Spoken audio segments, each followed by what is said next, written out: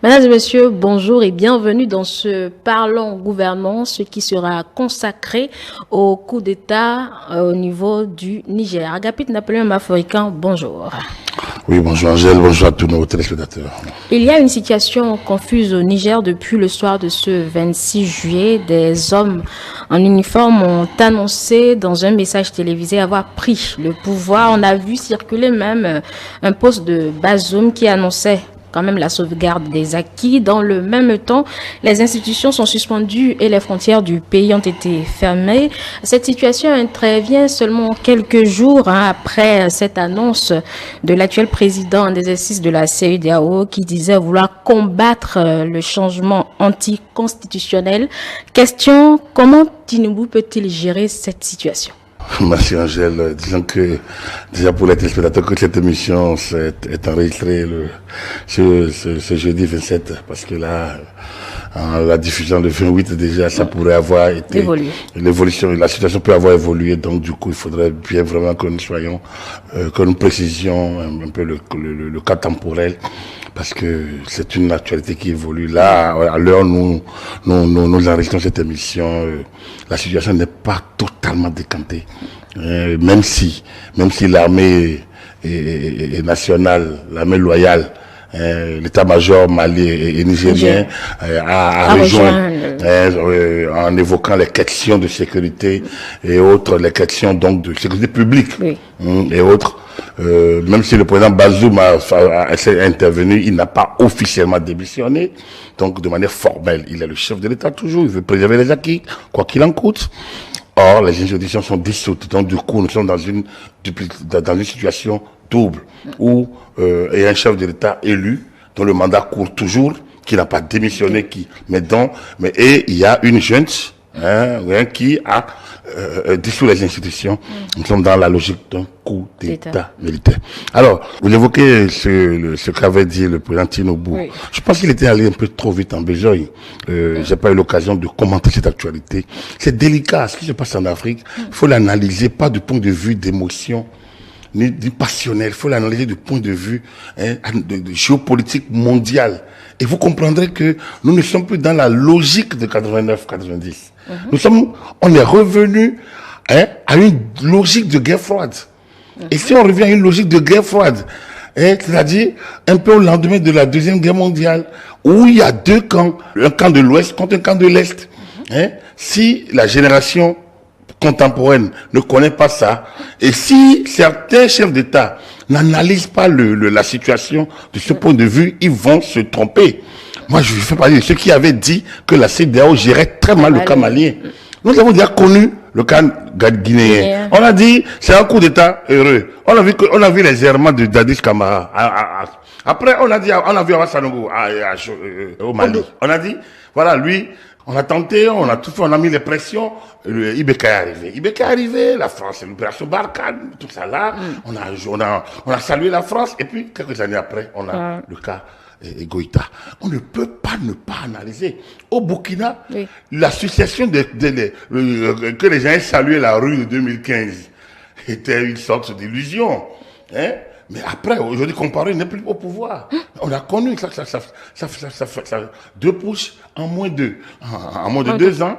Quand on ajoute la rue, ça fait 3. On ne peut pas ne pas tenir compte de ça. Cela. Et en Guinée, donc la situation un peu sécuritaire aux frontières du Mali, du Niger et du Burkina ne peut pas ne pas non plus être analysée. Donc, lorsqu'on se transpose dans cette dynamique et qu'on sait que les puissances qui ont d'habitude mis la pression, elles-mêmes ne s'entendent même pas, et que nous sommes en face d'une guerre entre l'Ukraine soutenue par l'Occident et la Russie, on comprend. L'effet Wagner n'est qu'un épiphénomène, mais qui intervient dans un environnement où l'Occident même est en perte de vitesse. Absolument. En perte de vitesse de ses propres logiques. La logique de 89 à Gorbatchev, ce n'est pas d'aller à la porte de la Russie, de l'Union soviétique. La logique a conduit au démantèlement de l'Est, l'Union des républiques socialistes soviétiques, et donc à la chute donc du bloc de l'Est, n'était pas que l'OTAN aille au nez, par exemple, de la Russie. Mais cette logique-là a tout transformé. Le revirement de l'Occident, l'absence d'une politique de dialogue franc entre la Russie et l'Occident, et l'OTAN notamment, et le bloc européen plus les États-Unis, a empêché, a créé un environnement de conflit, mais qui a laissé l'Afrique en reste. Et l'Afrique, elle, à qui on a dit qu'il fallait le développement, il fallait la démocratie pour avoir le développement. Elle s'est retrouvée où? Elle s'est retrouvée dans ce que vous avez vu.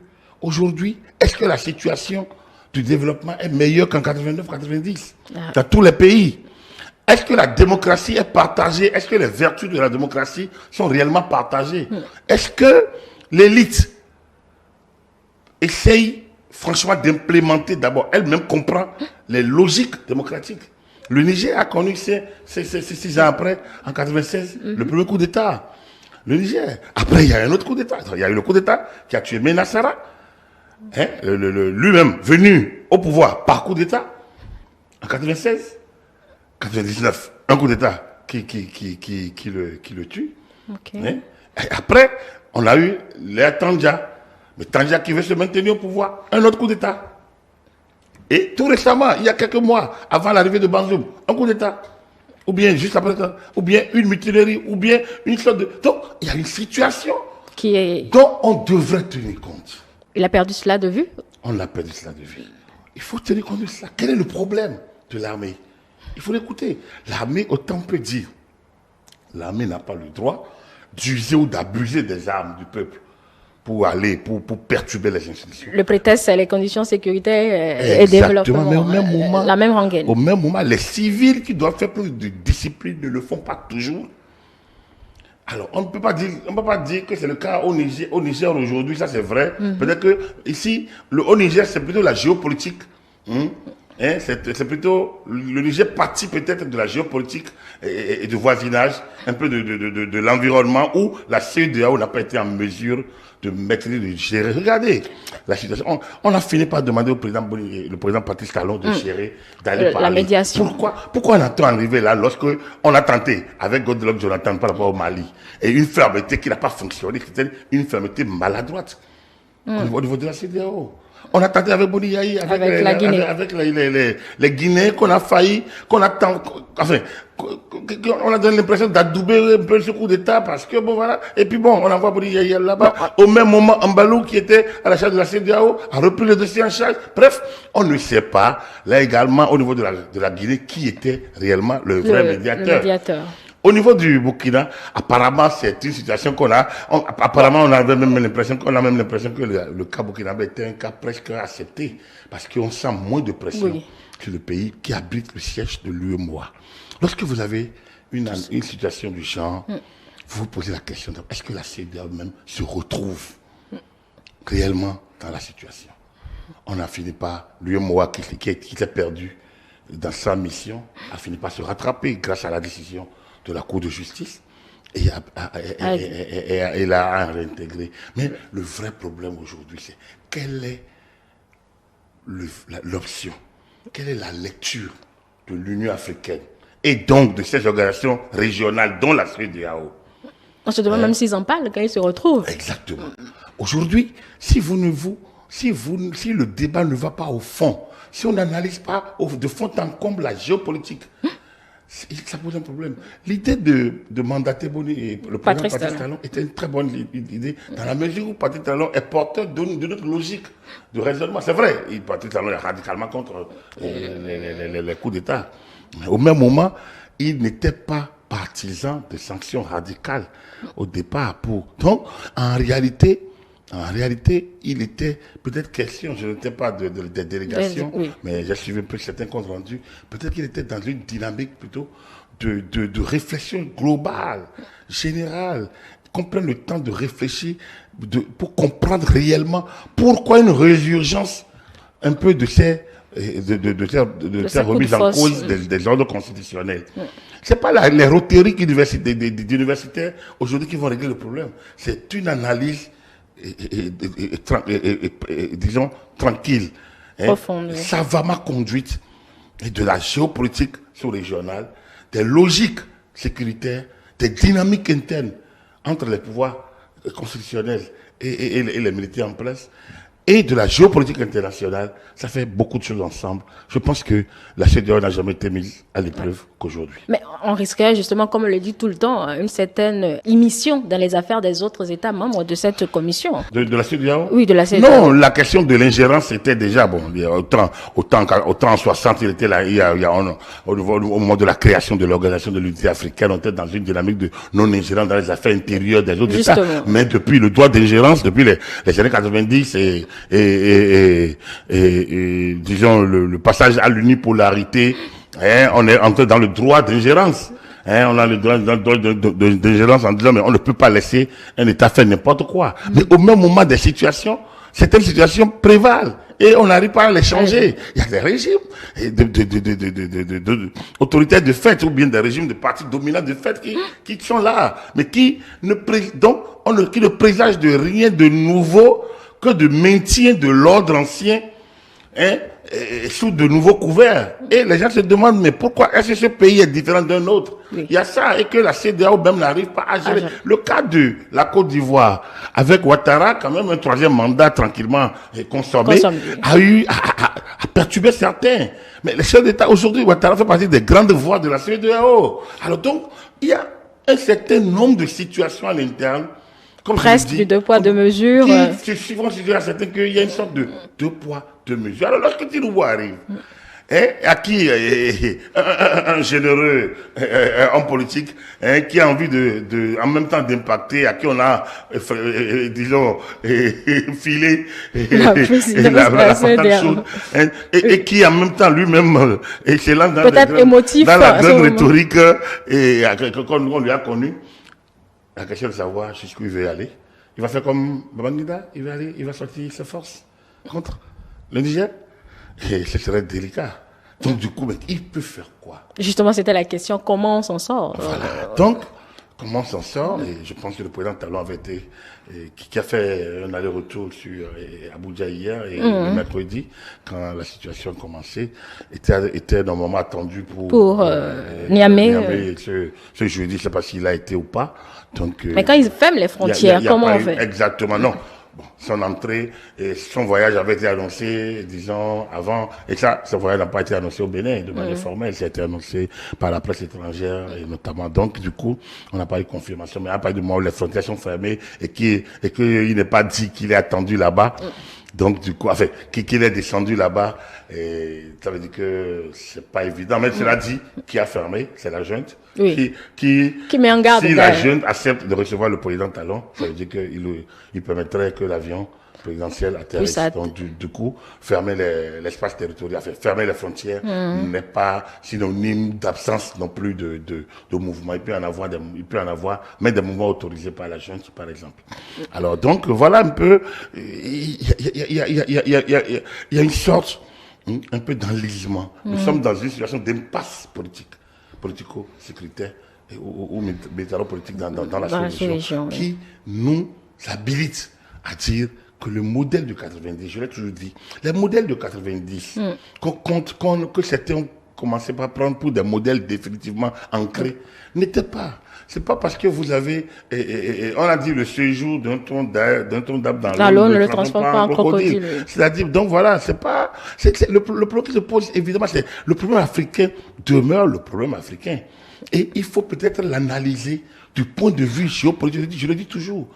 Pays colonisé par la France, à qui la France a inculqué sa culture et ses institutions, presque, et a légué presque ces modèles institutionnels, et en passe se pose des questions aujourd'hui sur la légitimité ou sur la tangibilité de ces institutions-là. Est-ce que la CEDEAO, qui est une organisation, ne peut pas réfléchir autrement avec les chefs d'État et les élites civiles comme militaires? Voilà. Autrement, est-ce que c'est pas un peu très vite dit Agapit Napoléon Bafoucan, parce que quand même, il réfléchit depuis des années, il trouve pas la solution peut-être. Il trouve pas la solution. Je travaille un peu, comme je l'ai dit, sur les organisations régionales, et j'avoue qu'au niveau politique, je dois vous dire qu'ils ne réfléchissent pas. En réalité, nous sommes dans une sorte de mimétisme ambiant, et au même moment d'une révolte timide, mais qui ne va pas plus loin.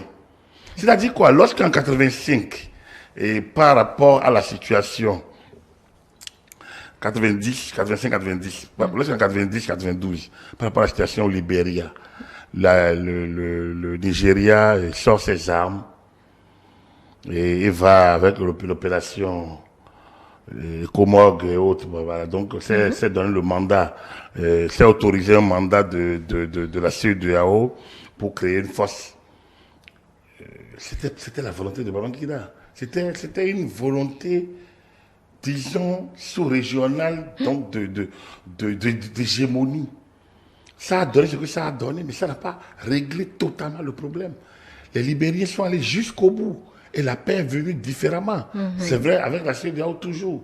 Alors, ce qui s'est passé, c'est quoi? C'est que au même moment qu'on a mis en place un certain nombre de dispositifs, il y a une force. La CEDEAO s'est dotée d'instances, en cohésion avec la nouvelle architecture de l'Union africaine. Il y a des forces de coercition. D'accord. Il y a des organes qui existent, qui devraient prévenir les crises aujourd'hui. Mais est-ce que ces organes préviennent régulièrement, réellement? Est-ce que les modèles, les indicateurs de prévention de ces crises, est-ce que les modes ou les modèles qu'on adopte sont respectés? Lorsque on a pris des actes additionnels, les protocoles additionnels de Dakar de 2009 par rapport à la bonne gouvernance, est-ce que ça a été suffisamment mis à la disposition des populations, des partis politiques, de la société civile, qui réclament à eux et à Dia des choses, même si elles sont dans le cadre normatif régulier du pays. Alors donc, à partir du moment où les gens réclament, quelle que soit la situation après les élections, réclament ci et ça, au même moment, les modèles se sont englués et on ne sait plus qui est dans le vrai et qui est dans le faux. Okay. Et la CEDEAO elle-même, dans son modèle donc de suivi des élections, d'intervention, parfois, disons que n'a pas toujours été impartial, comme je l'ai dit. Et donc, finalement, on est perdu. Tout le monde sait. Oui, on s'enlise, comme vous l'avez dit. Et donc, on ne sait plus quel est le modèle en application. Moi, j'ai été, comme je l'ai dit, en 2019, au Bénin, quand il y a eu des situations, normalement, on ne devrait pas laisser la communauté internationale mettre la pression sur le Bénin parce que les actes étaient pris en temps et en heure dans le cadre des règles internationales qui ont été fixées. Et donc les cas internes au pays on doit dire clairement aux sociétés civiles et aux politiques que nous sommes en respect. La CEDEAO l'a fait finalement, mais timidement. Au moment où on dit qu'il faut parler avec l'opposition. Et lorsque on n'arrive pas à faire preuve de fermeté, on crée une situation ambiguë qui profite à la confusion. Les failles viennent de là. À la confusion. Oui. Donc, il ne faut pas... Ça va passer, deux enfants se battent. Vous avez dit non, vous avez les deux raisons. On dit non, toi tu as raison, mais bon, toi tu dois faire attention. Non, toi tu as raison, mais il faut parler avec l'autre. Non. Il faut que ce soit clair. Quel est le modèle? En fait, nous manquons aujourd'hui, après 25 ans, 30 ans, 33 ans aujourd'hui maintenant, de ces conférences nationales, de ces moments de la chute du mur de Berlin, c'est que nous retournons carrément en arrière. On est en recul et il faut quitter ces moments-là. Les réformes au sein de l'armée n'ont jamais été faciles. Mais il suffit simplement que, au niveau sous-régional, moi je pense que les réponses doivent être beaucoup plus sous-régionales que nationales, qu'internes.